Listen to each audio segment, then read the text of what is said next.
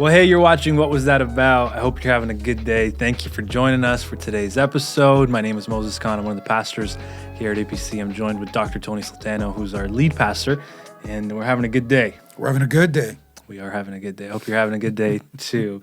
Well, listen, we want to turn, pivot. I like your little hoodie there. To you? It's very nice. Thanks. Branding. Appreciate it. Very nice. APC merch. Get yours. We want to shift. We want to pivot a little bit. We want to talk about leadership. Leadership is complicated. There's so many different avenues. I can't even imagine the amount of books written on leadership. There's probably a new book every week, every day, written on leadership. But leadership is complicated because people are complicated. And wherever people are, things get messy. And that's just the reality. That's just the reality of it. Mm-hmm. And that's only Monday. But in dealing with people, you made this statement, Pastor, when people show you or tell you who they are, believe them. Yeah. In essence, what you're saying is, hey, when people consistently reveal their true nature, their true character, believe them. Believe them. Now, sometimes, especially in our Christian world, because, we're pastors, and we tend to give a lot of benefit of the doubt, a lot of grace, a lot of, hey, they're making progress. And so are you saying there's a line there where it's like, okay, some people aren't making progress. They're just going to keep making the same mistakes over and over and over again. And you got to realize that's the kind of person they are. Yeah. And it's interesting. I think some people don't want to change. Yeah. And then I think there are people that want to change but never do change. Okay. But I guess my point is this, and we've had a few experiences recently where,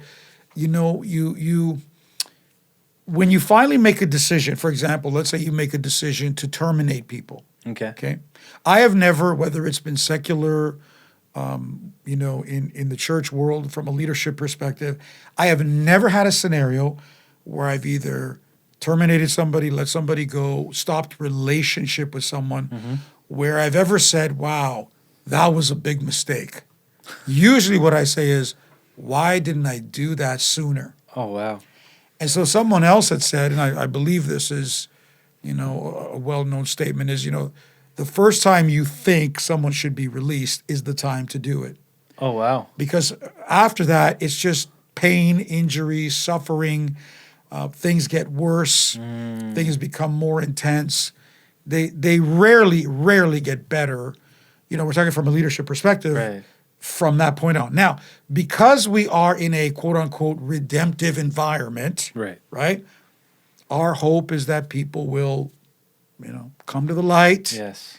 see the error of their ways, do the right thing. Right. But in reality, and that's the point, when people consistently tell you, this is who I am, through word, through behavior, believe them. Yeah. Now, that can be positive or negative, but here we're kind of taking it out of a negative standpoint to say, this is who they are. Yeah. This is who they are, and most likely are going to remain. Mm-hmm. And then when you keep them, it ends up costing you more than it costs the other person. I mean, you have to deal with the headaches, the poor decisions, the lack of accountability, the lack of not showing up, and not growing and whatever. You have to then, so that statement of, that's interesting. Yeah. I should have done it. I should have done it sooner. And Pastor Moses, you know what? It is a lack of decisive leadership, right? So you know what to do. Right. You know what needs to be done, but you won't do it. Yeah. Now you're impacting the environment. You're impacting the culture. You're impacting the team. Yeah. You're losing your own credibility Right. because people are looking at you going, why isn't something being done? Why isn't this being addressed? And I'm not suggesting that, day one you terminate people. Obviously, there is a process. Sure. But what I am saying is that leaders arrive at a point where they know what needs to be done and they don't do it for a myriad of reasons that we can get into. I was going to ask you why. A lot of them are fear-based. Right. Right. Okay. I don't like to confront people. Yeah. They may have a negative reaction. There could be lawsuits and all kinds of legal issues that may come to it. The person may cause more trouble You know, they could gossip about us. They could give us a bad review on Google, if you Right. will, whatever. Yeah. There's all these things that speak to us as leaders, and we go, you know what? We don't believe it's worth it. My friends, I'm telling you, it is worth it, because ultimately they become these radical cells within the body. And what do we call that? Cancerous. Cancers, yeah. And cancer cells need to be cut out, or the body Wow. will suffer. The rest of the body gets sick. That's interesting. I could just see somebody watching and going, "Wow, you're calling people cancer cells," and Yes, yes. Pastor Moses, there some people are toxic. They whether they're intentionally toxic or yeah, not. yeah, What, going back to some other programs, whether it's learned behavior, Right. whether it's inherited, Yeah. they are toxic. They are literally cancerous. jeez, They will kill your organization.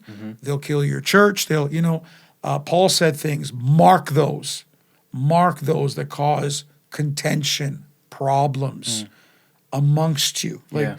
Like he's that- saying, deal with it. right. That's an interesting point, right? Because obviously we worship the God of grace. We worship the God of second, third, fourth, fifth, chances. And so what does that look like, right? For especially Christian leaders to not confuse, grace, mercy, wishing you the best, right? With, hey, this is clearly a work environment, or this is a church environment. This is a community. There's other people. So how do you do that in a way where you don't confuse one or the other? Or I don't feel guilty for letting that toxic person go, because now I'm like, oh, was I not gracious? Was I too hard? Like, what is that? That's huge. The emotional toll Right. on the leader, that sometimes the leader refuses to pay that price, right? That's why they allow that to continue. For example, you ever had the stomach flu? I am not an individual that likes to vomit. Okay? Right, okay. However, when I've had the flu and you vomit, you feel better. Right. You get it out. But I'm telling you, I will do everything that I can not to vomit, because I don't like that sensation, feeling, whatever. But once it happens and the body expels that thing, Right. right? Because the body's saying, one way or another, this is leaving, right? And nobody volunteers to say, I want to, although I have heard people put fingers down their throat, and God bless you if you have that kind of grace, but I don't, Gross. right? So the body is saying, this has to be put out. Yeah. We can't have this in here. This is not good for us. This is an invader now, right? Yeah. So yes, we have this struggle because we want to redeem people. We want people to develop. But not everyone is willing. That's why the scripture says, ever hearing, but never coming to the truth. And in the process of that, Pastor Moses, they're troublemakers. Right. They're instigators. And to some degree or another, sometimes it can be minor irritation. Sometimes it can be detrimental. So I always look at it this way, and I say, is there any progress on the path? Is there any forward traction Right. that people are taking? Like, do you see any evidence that, wow, the person is trying? There might be a change here. Yeah. But more times than not, there isn't, and the leader just will not deal with them. Let me ask you the question. Do you think there was grace in the Old Testament? And how many times have you brought up the story of Moses? Where, by the way, part of the reason I think that God stepped in, and you could talk about this, Yeah. is because I think he knew Moses wasn't going to do it. Yeah. Yeah. I mean, I think there was definitely grace extended. I mean, that's the first thing God reveals to Moses is, hey, the Lord is merciful and gracious, right? Slow to anger. But God had to take Moses out. God had to take Moses out because Moses had an anger issue, right? And I think he did it for the benefit of Moses and for the benefit of Israel, because I think the next time Moses was, angry, I think he would have hit somebody. He would have done some damage, because he's done that before. And so, Right.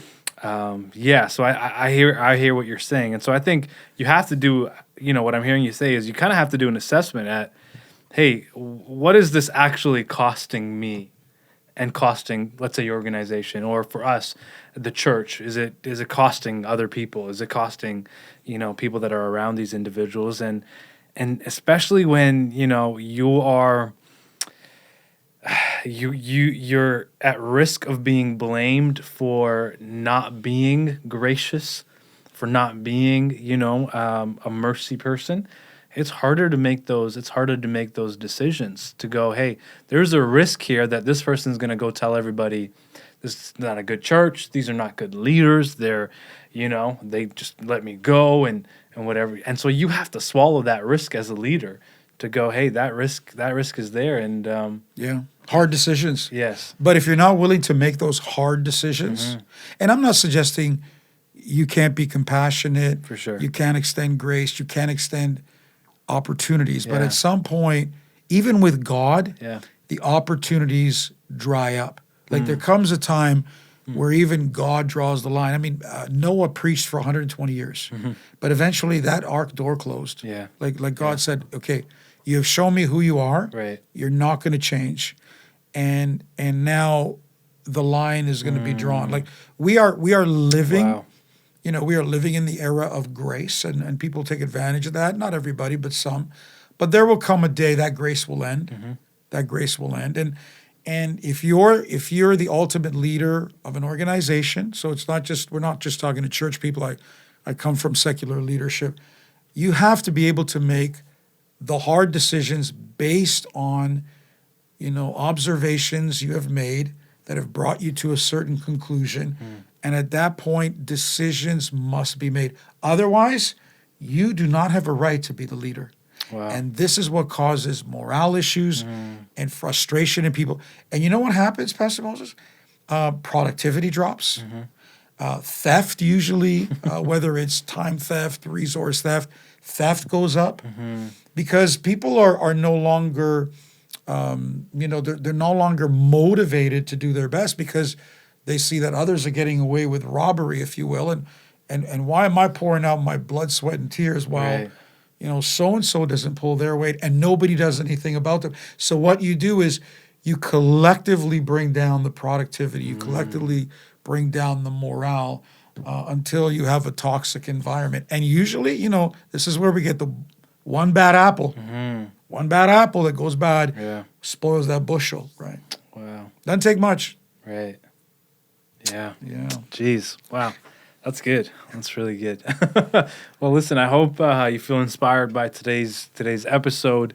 And if you're a leader, if you have influence, hey, these are some of the things that allow you to continue to remain qualified as a leader. And so hopefully this was a beneficial conversation. And we thank you for joining us. If you're not subscribed, please subscribe, like, share, do all that good stuff. Leave us a comment of something that stood out to you from today's episode. We love hearing from you. Pastor, thank you for your leadership. Appreciate you. And we will see you on the next episode. God bless.